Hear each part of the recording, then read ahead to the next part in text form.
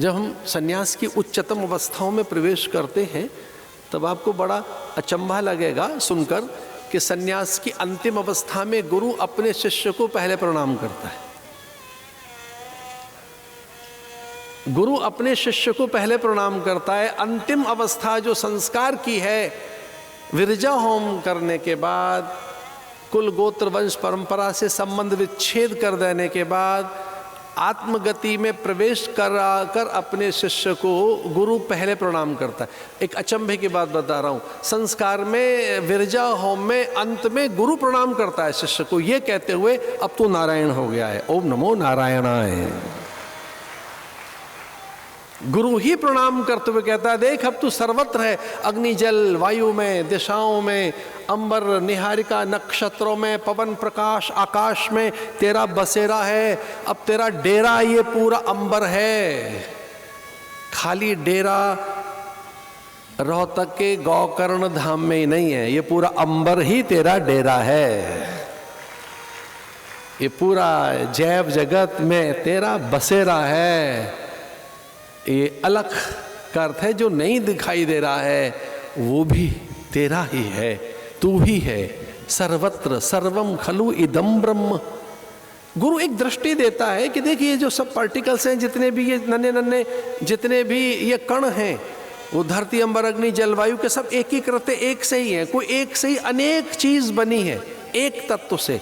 जो big bang की theory है, अणु परमाणुओं का जो संघात बताती है पश्चिम की जो थ्योरी, बिग बैंग की जो थ्योरी है, वो यही है जो अभी गुरु बता रहे हैं, सुखदेव मुनि जो बता रहे हैं राजा परीक्षित को, कि कोई छोटे से अणु के अंदर ही आकार छुपा हुआ है। वो जो एक भाग है स्त्री का और दूसरा पुरुष का, जब वो संयुक्त होता है तब उसमें से आकार बनता है। अकेला पुरुष ही प्रकृति में पूर्ण नहीं है, अकेली स्त्री ही प्रकृति में पूर्ण नहीं है, पर हाँ स्त्री में अष्टगुणित 8 गुणा आकार की वृद्धि की सामर्थ्य है।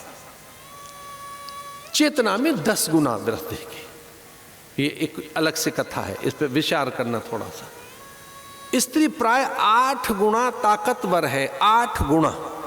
उसकी जो चैत्य अवस्था है, जो वो दुस्साहस कर सकती है, जो वो साहस कर सकती है, अन्य नहीं कर सकता। रणचंडी बनकर खंभ,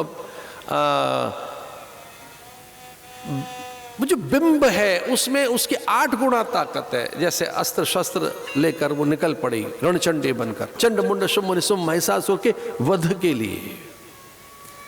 तो वो जो पहली एक चैत्य सत्ता, साकार सत्ता, आकृति की जो 8 गुना और 10 गुना उसकी चेतना की सामर्थ्य पहले प्रकट हुई। आइए हम आपको कथा में ये बताने का प्रयास कर रहे हैं कि मनु शत्रुपा को जब आदेश मिला कि सृष्टि का विस्तार करो, तो सबसे पहले कन्या का जन्म हुआ। इस धरती पर सबसे पहले स्त्री आई है। इस धरती पर सबसे पहले स्त्री का आगमन हुआ है।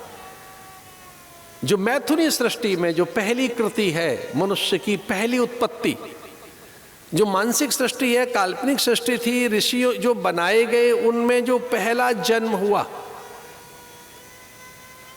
दंपति से, युगल से, पति पत्नी से जो पहली एक संतान पैदा हुई, हम मनुष्यों में, हम मनुष्यों की उपज और हम मनुष्यों के उत्पादन में सबसे पहले स्त्री का जन्म हुआ। इसलिए वेद कहता है, वेद ने प्रार्थना करते हुए कहा, ये वेद मंत्र है, त्वम स्त्री त्वम पवनासि त्वम कुमार उतवा कुमारी। हे धन्य है परमात्मा, हे ईश्वर तू धन्य है। कुमार बाद में बना, पुरुष बाद में बना, अन्य रूप तेने बाद में धारण किए, पहले स्त्री बना, तुम स्त्री। इस सृष्टि में पहले कन्या आई है, 10 पुत्र समा कन्या। अगर घर में पहले कन्या है तो उदास न हो जाना, असहज मत हो जाना। दूसरी कन्या पर भी असहज न होना। तीसरी चौथी आए तो समझना कि घर में भक्ति आई है, ज्ञान वैराग्य आ रहा है। न वो बोझ है, न वो पहाड़ है, वो घर का उत्सव है, किलकारी है, वो घर का सद्भाग्य है, सौभाग्य है। बड़ा सा मन बनाकर चौथी पांचवी भी कन्या हो तो शहनाई बजवाना, ढोल बजे, मिठाइयाँ बटे, उत्सव घर में हो। अब तो वो अवसर हाथ कहाँ रहे, इतने संतानें हो कहाँ रही हैं।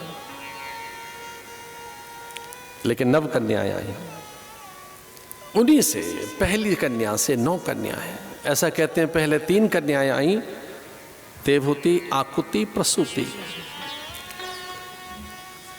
जो देवताओं को आहुति देती, देव हाथ पसार कर आ जाते। देवहूति, आकुति जिससे रचना सीखी, सृजन सीखा। प्रसूति जो दिव्य कलाओं की स्वामिनी थी। जब कन्याओं के हाथ रंगोली, अल्पना, तोरणद्वार, वंदनवार के लिए चलते हैं, उनके हाथों में कला, सौंदर्य, उन्हीं के हाथों में साहित्य है, वो विद्या की देवी है।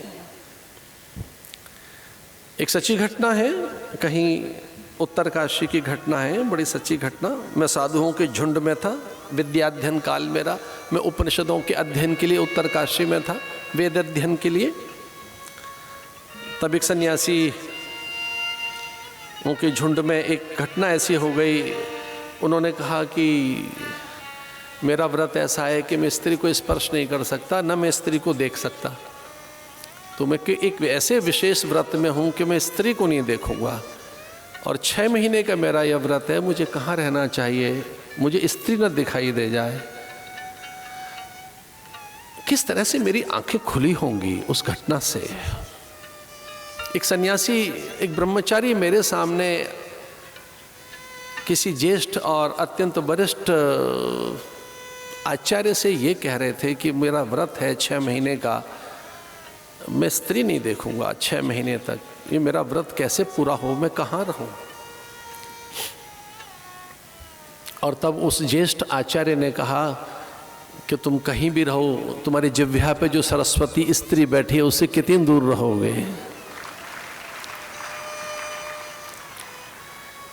हमें कोठरी में बंद तो कर देंगे आपको, वहाँ नहीं दिखाई देगी, लेकिन जिह्वा पे जो बैठी है, इच्छा शक्ति बनकर जो बैठी है, क्रिया शक्ति, ज्ञान शक्ति, भीतर जो अग्नि बनकर बैठी है, उससे कैसे जाओगे दूर। रचना शक्ति, मेधा शक्ति, प्रज्ञा शक्ति, स्मृति शक्ति, जो शक्ति है, जो एनर्जी है, वो स्त्री है, वो उससे कहाँ दूर जाओगे, कितना दूर जाओगे। हाँ, अगर ऐसा व्रत है कि स्त्री को नहीं देखना है तो मत देखना, माँ देख लेना उस समय। अगर स्त्री दिखाई दे तो कह देना माँ दिखाई दे गई है, स्त्री नहीं दिखाई दी।